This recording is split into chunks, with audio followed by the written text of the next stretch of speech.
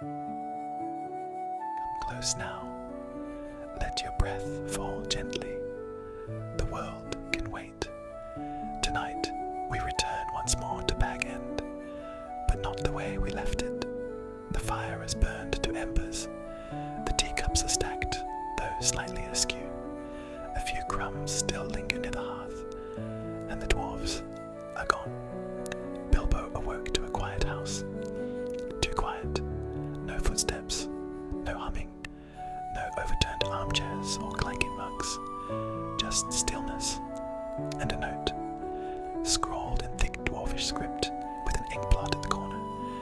It said simply, "Meet us at the Green Dragon Inn. Time is short. The road calls." Thorin. Bilbo stared, then blinked, then rubbed his eyes once, twice, again. They'd left without him, and something inside him, small but solid, panicked. He dashed through the house in a flurry.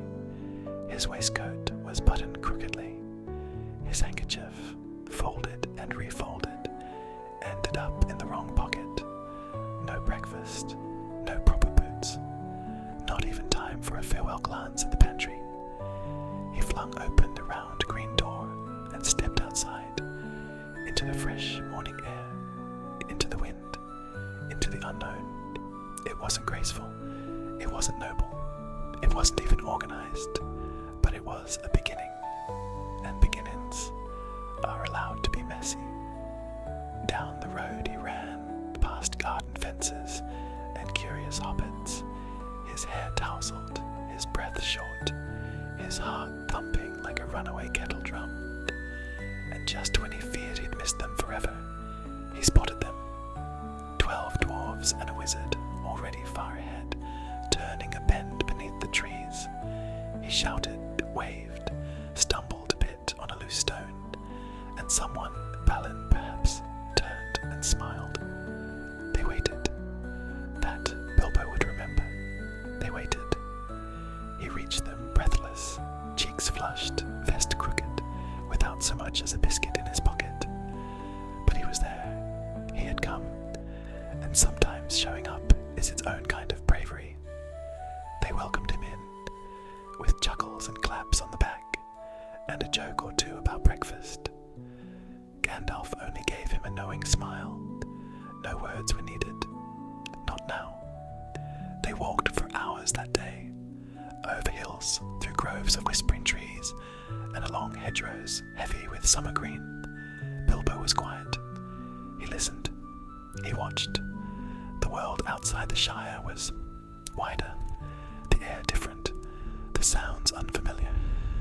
And yet, every step he took was a step away from the person he had been, and a step toward the person he didn't know he was becoming.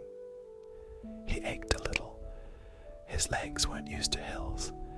His feet missed the softness of home. But he kept walking, not because he was certain, not because he was fearless, but because something in him said, keep going. It is okay to begin with doubt. It is okay to carry your questions with you. Bravery isn't loud. Sometimes it sounds like footsteps, soft, steady, and unsure. As the sky grew dim and twilight fell across the hills, they made camp beneath a cluster of tall trees. A small fire, a pot of something warm, stars blinking through the canopy above. Bilbo sat near the edge of the firelight, watching the flames dance and listening to the quiet murmurs of dwarvish stories told in a language he didn't yet understand. He wrapped his arms around his knees, not lonely, not quite afraid, just small, and yet still here. The road had begun, and so had he. Let that be enough for now. You don't need to know where every step will lead. You don't need to feel strong to keep moving. You are allowed to grow slowly, quietly, beautifully. Let your journey unfold, one breath at a time, one gentle choice at a time. You are doing more than you realize. So rest now, kind soul.